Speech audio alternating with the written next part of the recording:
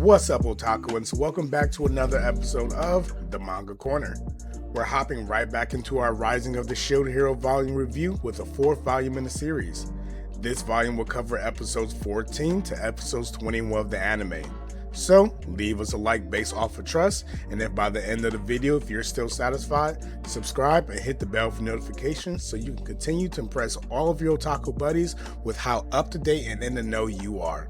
So, let's resume the story of legendary heroes and waves of destruction with The Rising of the Shield Hero, Volume 4.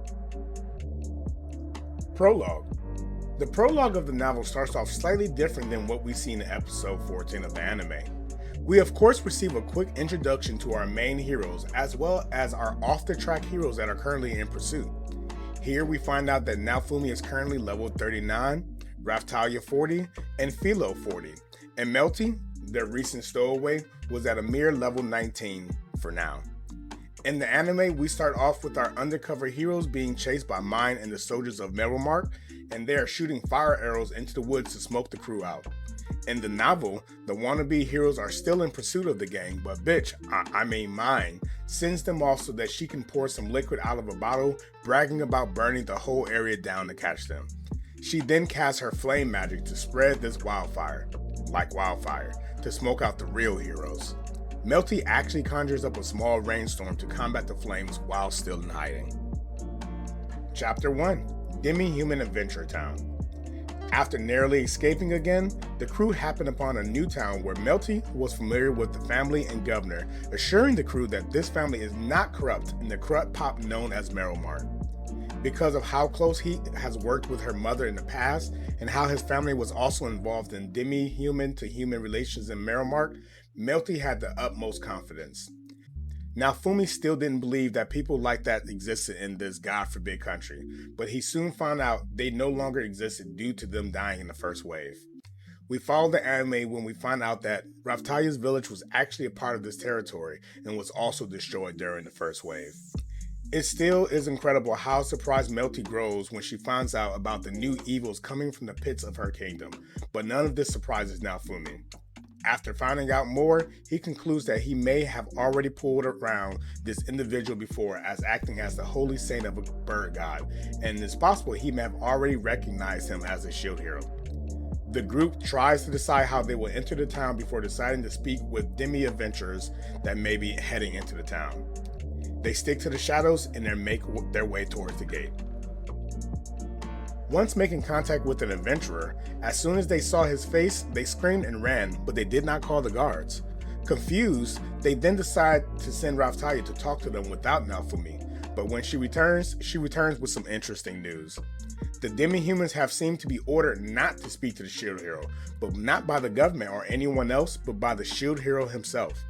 Though he doesn't remember this, at one point in his darkest hours, he may have run into some demi-adventurers and blew them off and told them never to speak to him. Because they respected him so much and his wishes, they took this literally. Luckily, just then a carriage rolled up and it was the nice guy he met before. It seemed he had come with the purpose of finding him just to pick them all up. He picked them up and brought them all back to his residence, and from the moment they arrived, the flow went pretty much the same as we saw in the anime, showing how Naofumi was uneasy with how smooth things were going. The nobleman was making remarks on how it seemed Melty has grown recently, and Melty being upset that Naofumi listens to Raphtalia more than he listens to her. The conversation between Melty and Philo actually happened in the bedroom while they thought Naofumi was asleep. The next time he awoke, it was to Melty keeping watch, and that was where we see their conversation about her doing more. She suggested that it may be better for everyone if she just had the nobleman deliver her straight to her father, and Naofumi agreed as long as it was safe. Chapter 2, Nobleman. The next chapter begins with the arrival of the nobleman, as in the anime, and the maid coming to the door to let S.H.I.E.L.D. party know that they need to run away. Still suspecting he may have been led into a trap, he prepares to kick out the window to escape, but he is assured that this is not the case and escaping in this manner may actually put Nice Guy in danger. Changing gears and moving to try to escape out the back door, the maid quickly pushes them into the servants' room and tries to hold off a soldier coming to search. Not distracted, the soldier pushes past her until Melty appears and puts her plan into motion. Unlike in the anime, Naofumi goes to open the door and stop the nobleman, but the maid holds the door shut and pleads with him not to go against the princess's wishes. After the nobleman and Melty leaves, Naofumi weighs whether to leave Melty and head to the queen, or go save Melty. It's likely the nobleman is connected to the church, so if he doesn't kill her himself, he'll hand her over and she's as good as dead. After explaining the severity of the situation to Philo, the party sets out to do the right thing. The party heads to save Melty, and on their way, we see that Raphtalia is beginning to act differently. While heading through the courtyard, Raphtalia and Naofumi come across the basement, where she then asks if afterwards they can come back to save everyone. Just as in the anime, Naofumi convinces some soldiers to show them to where the princess and the nobleman are, and they're more than happy to agree. Unlike in the anime, when everyone finally found Melty, she still seemed convinced that the nobleman planned to take her to her father, but everyone knew better. The lead up to the fight between Raphtalia and the nobleman were just as we saw in the anime, but the actual fight was slightly different. The whip that the nobleman used seemed to be very powerful, that even Naofumi felt that it would give him a hard time if he was hit. Seemingly, due to years of soaking in demi-human blood, the whip seemed to now be a cursed weapon.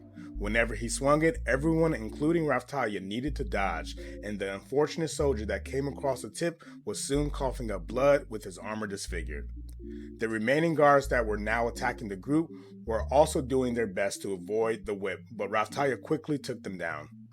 Though Naofumi was supporting with airstrike shields, the nobleman still proved difficult for Raphtalia, and even at one point she lost her sword and had to switch to her magical sword.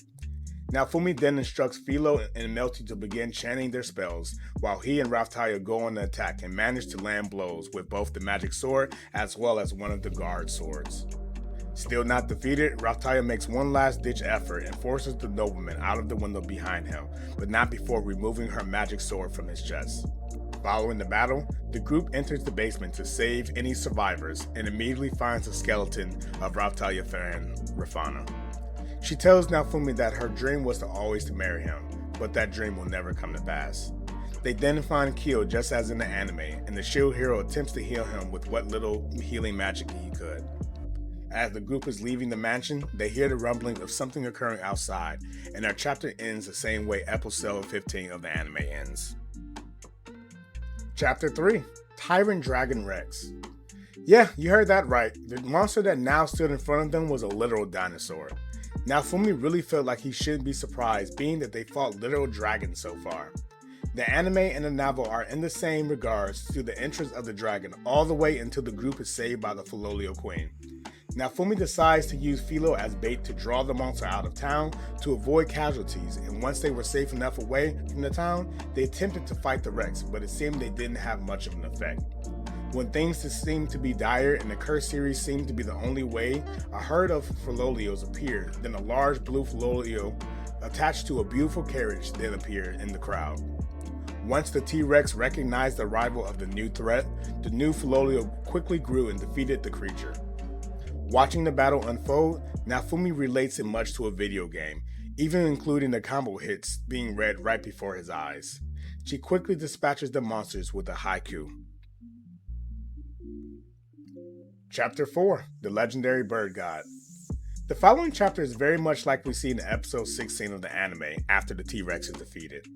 We find out that this new Philolio is actually the Philolio Queen, and also more information about what is going on around the world. After taking the dragon core from the monster, the group goes with Vittoria, the Philolio Queen, to her temporary base where he gets many of the answers to the questions he has. While many of the scenes are the exact same, the biggest takeaway of the chapter is Vittoria's declaration that if the heroes do not get along, she will be forced to kill them all. Though powerful, Vittoria cannot protect the world without the help of the legendary heroes. But so far, they aren't even doing their part, and to hear they are trying to kill each other is enough for her to hear.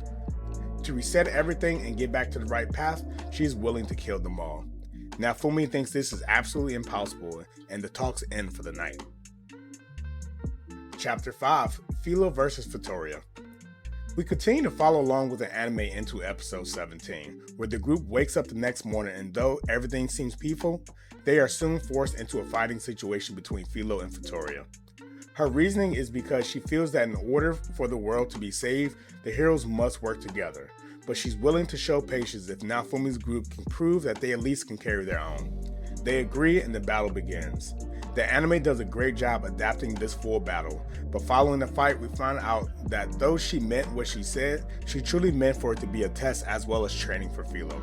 Since Philo passed, Vittoria asks Philo if she would be willing to become her heir, then receives a tiara that quickly turns into a cowlick. As for Naofumi, Vittoria Force unlocks the Filial series in his shield. With these, though their levels are now max, it allows them to grow just a bit more stronger. Chapter 6, Bird God's Peace. We continue in episode 17 post-battle, where we see many scenes of the group integrating and conversing with the Filial group during their time there. After everyone is asleep, Vittoria takes his time to try to talk to Naofumi one last time about trying to work with the other heroes. She urges him to understand the importance of working together and the dangers of the loss or even a missing hero during a wave. The road ahead is only going to get harder and greater power will be needed. With that, she offers one last gift, some sort of protection from the dragon core embedded in his shield.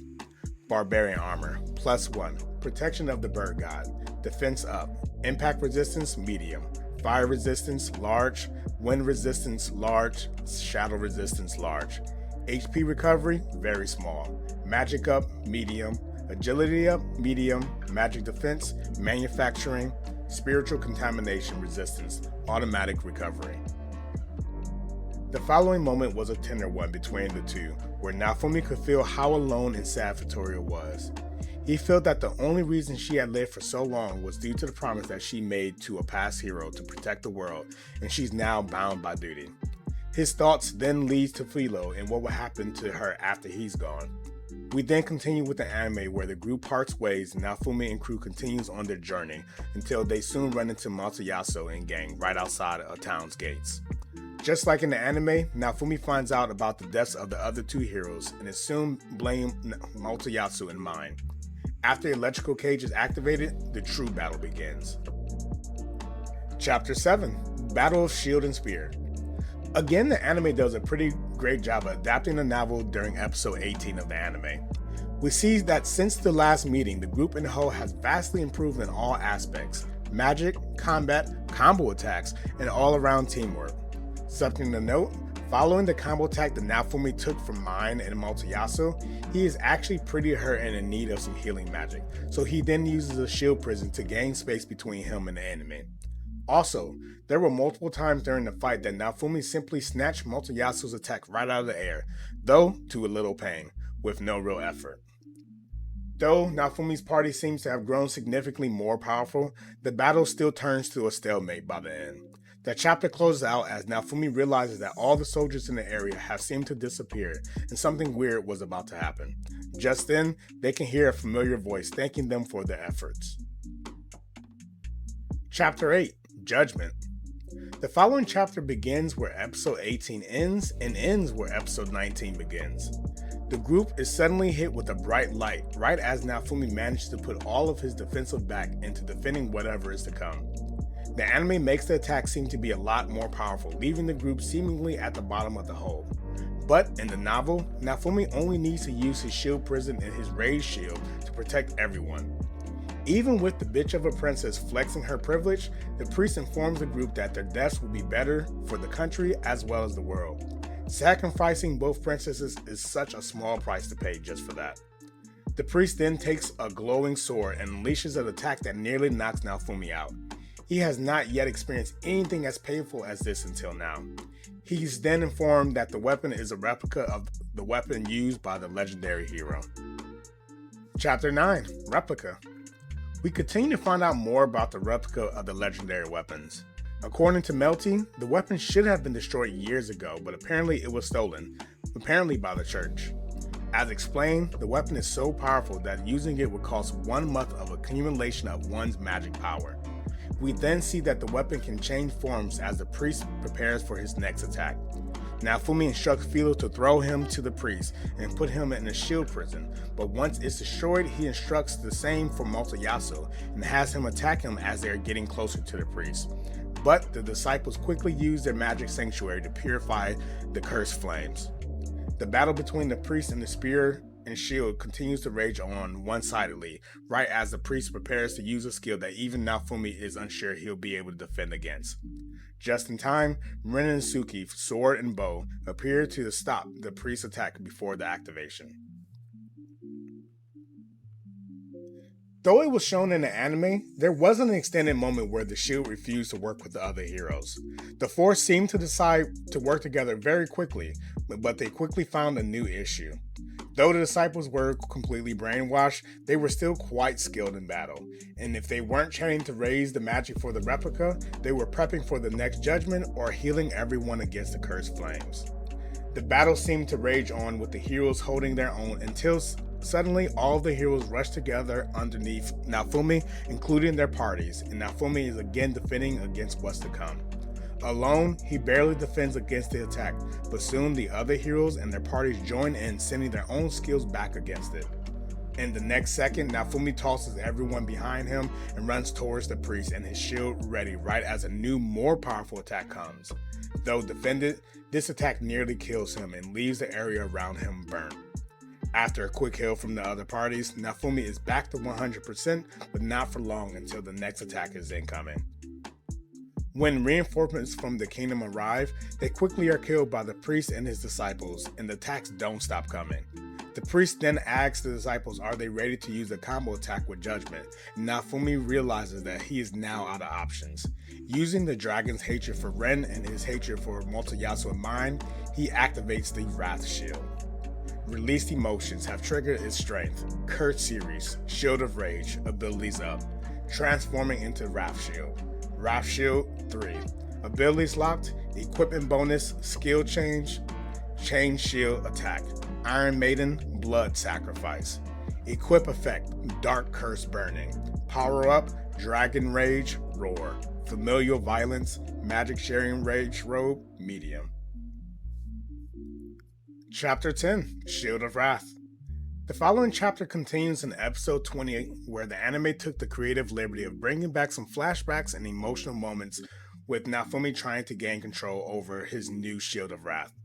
It doesn't take nearly as long for him to overcome that anger with the help of Philo and Raphtalia's support. After he gains his sense, again the anime seems to slightly change up how the scenes play out. In the anime, it seems they are fighting inside some sort of castle, and we lose sight of all the disciples. But in the novel, the priest and the disciples are still present, and the group works towards destroying the priest's defensive shield so that Naofumi can get to him. Once the shield is destroyed, the priest activates a Mirage skill, which hides him within the disciples, making them all look like him with the legendary bow in hand. Right as the priest is going to finish Naofumi off with a flurry of arrows, the queen shows up and freezes the feet of all the disciples and the priest on the battlefield, canceling out the mirage and allowing Naofumi to get the final blood sacrifice blow on the priest. The closing of this chapter is something that is skipped in the anime. After the blood sacrifice, Naofumi did not pass out as he did in the anime, but instead thought about how Futoria may be right in that these curse series are too horrible to use. With the battle over, the support troops arrested all the remaining disciples, and then the queen finally appeared. Why I think it's important to add the fact he did not lose consciousness is because the novel notes that he refused to because he didn't know whether or not he can trust the queen yet. After complaining that it took her a long time to arrive, the queen apologized but is cut off by Mine. Mine is quickly put in her place by the queen and is ordered to be gagged by the soldiers. Naofumi was full of questions and the queen understood that 100% and promised to answer all of those that she could as soon as they get back. On the way back, even though Raphtalia tried to stop him, Naofumi quickly slipped into a deep sleep. Chapter 11, The Queen. Chapter 11 of the novel starts from where episode 21 of the anime begins, minus it's only been 2 days versus 3 days. Even after days of treatment, they were all unsuccessful at completely removing Naofumi's curse, though he's been informed that it will disappear over time. After checking his stats, he found that they all had dropped by 30% due to the curse. The anime then says that he has to stay in the hospital for a month, but the novel explains that it will take about a month for him to become 100% again, just in time for the next wave. The queen does come to his hospital room, but then asks him to meet at the castle to talk and so that he'll be there when she enacts her plans. Something to note is during her visit, she's very upset with the king and mine, and during, a shadow appears with their photos, hangs them on the wall so that she can summon icicles to hit them. Once they got to the castle, the queen ordered for Melty and Mine to enter the castle first, so to see how the king will react, and he falls right into her trap once he sees Mine tying up and gagged and the shield hero in tow. He tries to arrest the shield hero and also the queen, thinking she's just another doppelganger, but this only ends with him being surrounded by icicles, proving her identity. Here's where the queen shows her loyalty to the shield and actively counters every lie of the king in front of everyone so that there is no question. Next, she clearly exposes Mine of her lies in front of everyone and admits that Mine should have actually tried to seduce the shield, and now she'll just have to hold out until Melty is older. After all of this is when she decides to give Mine the slave seal to prove even to Matoyasu her lies. The chapter closes out with Ren and Suki admitting that Naofumi may have been in the right with everything he has been doing leading up to this point, admitting that they had become suspicious of the church and the kingdom's actions, speaking on Naofumi's and Matoyasu's differential treatment. Even still, Matoyasu argued against these claims and vowed to prove her to be truthful. The queen then turns her eye to Mine and Altre, the ex-king, telling them that the punishment they would spend the rest of their lives paying back, but when asking Naofumi requests just death. Chapter 12, Paying the Piper. The final chapter is unlike episode 21 in the anime. After Naofumi suggests death, the queen contemplates the decision, but Naofumi could tell that's not what she really wants. He then beats around the bush, and she can also tell that's not what he truly wants. Naofumi does a small song and dance and eventually says that executing them would be pointless and boring and wouldn't truly teach them a lesson.